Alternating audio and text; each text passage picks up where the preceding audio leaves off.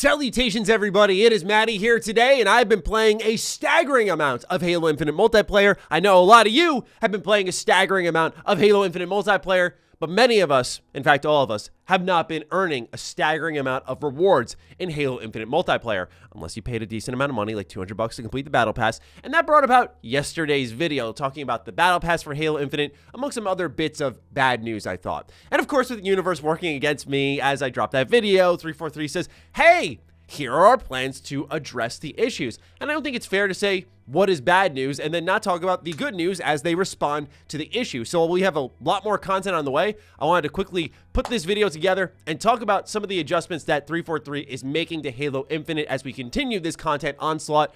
Thank you so much for supporting these videos. It's crazy to think as a originally RPG YouTuber, I can sit down and make Halo videos. I love it. I've been enjoying it a lot. So thank you so much for supporting me and what I do, and also for supporting Retro Rebound. We just dropped a video talking about the original Fable. I did a playthrough on that, and it's a retrospective 16 years later. It's been that long since the original Fable dropped, breaking it all down for you. So check that out. Link in the description down below. I would much appreciate it if you gave it a look. But now, let's talk about all of the changes coming to the Halo Infinite Battle Pass, which continues to be a thorn in the side of many players. Is it better now? You know, it actually might be. Let's talk. So upon me posting that fateful video, John Junchek posted on Twitter to address the feedback on Battle Pass progression. We will be making the targeted tunings to our model later this week. To start, we'll be adding play one game challenges to help make sure you consistently progress through the Battle Pass by playing matches the way you want. We'll also be adjusting, fixing bugs with, and removing some weekly challenges based on your feedback. These tunings to challenge difficulty will help you progress through weekly challenges faster and thus directly speed up your progress through the Battle Pass. When we make this update, we'll need to reset your challenges, including your progress towards weekly ones. To make up for the reset, we'll be granting this week's ultimate reward, the Sigil Mark 7 visor, to everyone who logs in from November 23rd to November 30th. Additionally, we will be doubling the duration of 2x XP boost to now last 1 hour, as opposed to 30 minutes. We hope this helps get the most out of them, especially during those longer big team battle sessions. Now, how much XP do you get for playing one match, you may be wondering? Well, let's dive into Halo support now over on Twitter. Halo Infinite players can now earn XP by completing match-made games. The Play One Game daily challenge is worth it's worth 50 XP each. The challenge deck is also being updated to better serve players of all skill levels. The Halo Infinite team has also resolved issues with the following challenges, which are causing progress to not be tracked: Heat of the Moment, It Bears Repeating, George Will Be Proud, and Ultra Tech. Yeah, I actually had the third one there with the minigun, and that was not fun to see it not progress. XP boost will now last 1 hour rather than 30 minutes. The in-game tooltip may continue to show 30 minutes as their expected duration, but the boost timer will start from 60 minutes once activated. And again, Halo support repeats what John Junchek had said about getting the visor. So I played a match before making this video. Right now, you get 50 XP for completing matches, compared to what originally happened was the Practice Makes Perfection challenge for each day was effectively you'd get 100 XP for completing one match, you get another 100 XP for completing another match, and then eventually they would increase this. And you had to complete 2 matches to get 100 XP. Then you had to complete 3 matches to get 100 XP. So in the very long run, you're getting more XP, but they're giving these little crumbs. And effectively early on, you're not going to get nearly as much for playing the game. And the problem here still lies with the idea of the game not rewarding you for how good you did. If you pop off, doesn't matter. It's about the fact that you played. That said, I went through my weekly challenges, and in my first match today, your boy collected 500 XP, which I've only done once in about the 10 hours I've played so far. Not too bad. The weekly challenges are much better as of this point in time. It's get 15 Spartan kills, get 5 commando kills. Oh, kill someone with a grenade. Oh, if it's like this, sure, I can rock with it. But on the daily front, I'm not in love with just 50 XP. It feels like they're holding back until something more substantial comes along, which does seem to be the case. As Brian Gerard posts on his Twitter account, challenge and boost adjustments are now live in Halo Infinite. This is an initial step to help address some key feedback. More robust updates are going to take time. We greatly appreciate all the support, and please keep the feedback coming.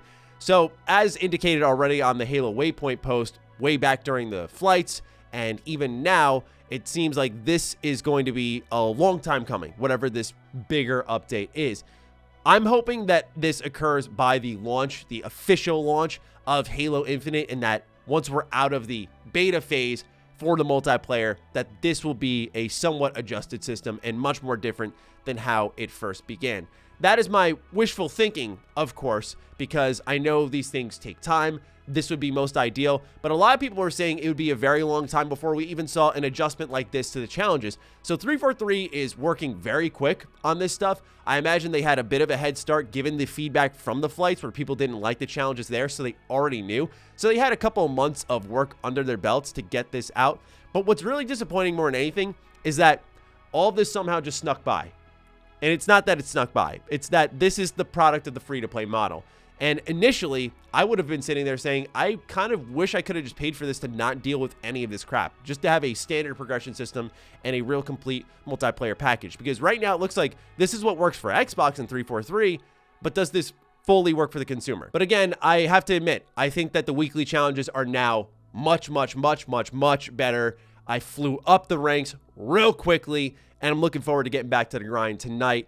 And I'll share some more extended thoughts on my impressions with this once I play the Halo multiplayer this weekend some more and really just throw my life away. I got all my work done, so your boy's a free man. I'm going crazy with Halo multiplayer this weekend. I've been going easy, only putting in 10 hours. I cannot wait to throw it all away.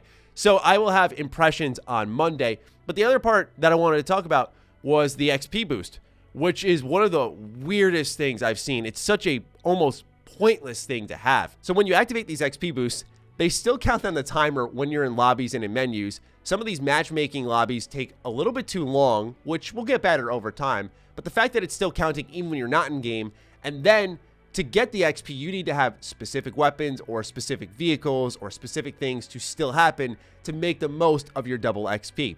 And of course, it'll double when you complete a match to now 100 because God forbid it became 200 if you had double XP.